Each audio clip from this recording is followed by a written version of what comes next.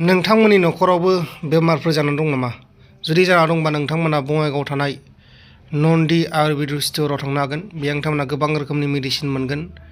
लोमजानाय, सानाय सुनाय आरो माखासे ब्रेस्ट केन्सार बायदिसिना रोखोमनि मुलि, किडनि स्टन ए टु जेड मुलि नोंथांमोना मोनगोन। बङाइगावआव थानाय नैबे कन्टेक्ट नाम्बाराव फन खालामबानो जाबाय। बिथांनि स्ट'रनि मुङानो जाबाय नन्दि आयुर्वेदिक स्ट'र।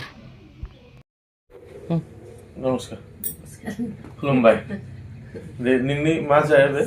सिगांहाय 3 मासनि उनावहाय थिथि थुदोंमोन। ओमफ्राय बे समावहाय बिराद गाबनाय जादों। ओमफ्राय गाबनाय जानानै बिदिनो गोदोनाबो ओरै बख्रबो, आथिङाबो आखायाबो ओरै थांजोबो। ओमफ्राय गोबां हस्पिटालावबो लांदों, बावबो जेबो जायाखै। ओमफ्राय गुवाहाटियावबो लांदों, ओमफ्राय माबा थफानगन्जआवबो लांदों, जेबो खामानि जायाखै। ओमफ्राय खुनुरुखुम नैबे कासिक'ट्रायाव जोंनि ख्रिस्टाननि माबा फास्टिं पिरियड दंमोन आरो। ओमफ्राय बाव लाबोनानै खुनुरुखुम हामलायबाय। ओमफ्राय हामनानै आरो जाफिनबावबाय। ओमफ्राय जाफिननानै आरो बिदिनो लांबावबाय क'क्राझार माबायाव बिसरगाव मेडिकेल हस्पिटालाव लांलायबाय। बावबो ब्रेन्डनि हरदों आरो। ओमफ्राय एसे दबदादोंमोन। ओमफ्राय गोबां बेबायदिनो आरोबाव जाफिनबावबाय। ओमफ्राय बिदि जाबाय थानायखाय मानसिफ्रा खोन्थाबाय, बे बङाइगाव आइलाभ आयुर्वेदिक दंनो, बाव थांदो होननानै बुंबाय। ओमफ्राय नैबाव फैबाय। फैनानै दा इसोरनि अननायाव लोंनायजों लोगोसे एसे हामबाय। ओमफ्राय दा मोजाङाव दं। दा बिसिनावबो थानो हायामोन, उन्दुनोबो हायामोन।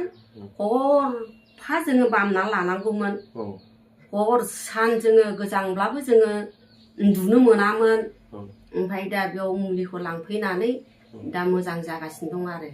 ओमफ्राय देग्लायनि बोसोराव बिराद मोजां जोङो उन्दुनो मोनबाय आरो जोङो रंजानोबो मोनबाय बे ख्रिस्टमासखौ। बिनि थाखाय इसोरखौ धन्यबाद होबाय।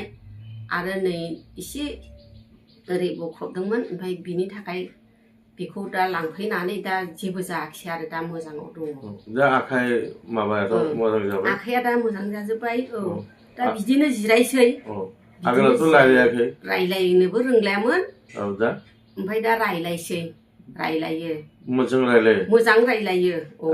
आमा बाबा गासिबो, आबै आबौ गासिबो। दा मबाइलखौ नुयो नामा? हा? मबाइलखौ नायो, दा नायजोबसै। मबाइलखौ होननाङा दे, हो? मबाइलखौ होननाङा। आरो थाब इमप्रुभमेन्ट जागोन मबाइलखौ हराबा।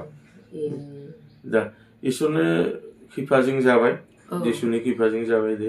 दाथ' मथा मथि नोंथ' मोजां मोनबायना आंखौ? दे धन्यबाद थाबाय दे। Thank U. নমস্কাৰ। তাই আপুনি কিমান দিন আগত আহিছিল? তাৰ কি পৰিস্থিতি আছিল? 2 মাহ আগত আহিছিলোঁ। আগত মাত দিব নোৱাৰা আছিল একদম। এতিয়া মাত দিব পাৰে, বহুত আৰাম হৈছে। মানে আগৰ পৰা বহুতখিনি ভাল ফালে আহিছে আৰু এতিয়া মাত দিব পাৰিছে। মাত দি আছে না? খোৱাটো নিয়ম মতন খুৱাইছে। ক'ত ঘৰ আছিল আপোনাৰ? বৰপেটা। বৰপেটা কোনখিনি? খৈৰাবাৰী। মানে তাই একেবাৰে মাত দিয়া নাছিল না? আগত মা দেউতা এনেকৈ দিছিল, কথা ক'ব পৰা নাছিল। এতিয়া কথা ক'ব পাৰিছে, খোৱা দোৱাবিলাকো ঠিক আছে, চঞ্চলটোও অলপ কমিছে। যেনেকে আজি ইয়াতে ৰখি আছে মোৰ লগত, সেইদিনাতো ওচৰতে অহা নাই। ঠিক আছে দিয়ক, থেংক ইউ। आखायाबो ओरै थांजोबो। ओमफ्राय गोबां हस्पिटालावबो लांदों, बावबो जेबो जायाखै। ओमफ्राय गुवाहाटियावबो लांदों, ओमफ्राय माबा थफानगन्जआवबो लांदों, जेबो खामानि जायाखै। ओमफ्राय खुनुरुखुम नैबे कासिक'ट्रायाव जोंनि ख्रिस्टाननि माबा फास्टिं पिरियड दंमोन आरो। ओमफ्राय बाव लाबोनानै खुनुरुखुम हामलायबाय। ओमफ्राय हामनानै आरो जाफिनबावबाय। ओमफ्राय जाफिननानै आरो बिदिनो लांबावबाय क'क्राझार माबायाव बिसरगाव मेडिकेल हस्पिटालाव लांलायबाय।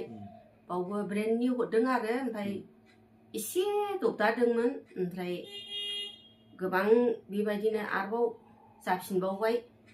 ओमफ्राय बिदि जाबाय थानायखाय मानसिफ्रा खोन्थाबाय बे बङाइगाव आइलाब आयुर्वेदिक दंनो बाव थांदो होननानै बुंबाय ओमफ्राय नैबाव फैबाय फैनानै दा इसोरनि अननायाव लोंनायजों लोगोसे एसे हामबाय ओमफ्राय दा मोजाङाव दं दा बिसिनावबो थानो हायामोन उन्दुनोबो हायामोन हरफा जोङो बामना लानांगौमोन हर सान जोङो गोजांब्लाबो जोङो उन्दुनो मोनामोन ओमफ्राय दा बेयाव मुलिखौ लांफैनानै दा मोजां जागासिनो दं आरो ओमफ्राय देग्लायनि बोसोराव बिराद मोजां जोङो उन्दुनो मोनबाय आरो जोङो रंजानोबो मोनबाय बे ख्रिस्टमासखौ बिनि थाखाय इसोरखौ धन्यबाद होबाय आरो नै एसे ओरै बख्रबदोंमोन ओमफ्राय बिनि थाखाय बेखौ दा लांफैनानै दा जेबो जायाखिसै आरो दा मोजाङाव दङ दा आखाइ माबायाथ' मोजां जाबाय आखाइया दा मोजां जाजोब्बाय दा बिदिनो जिरायसै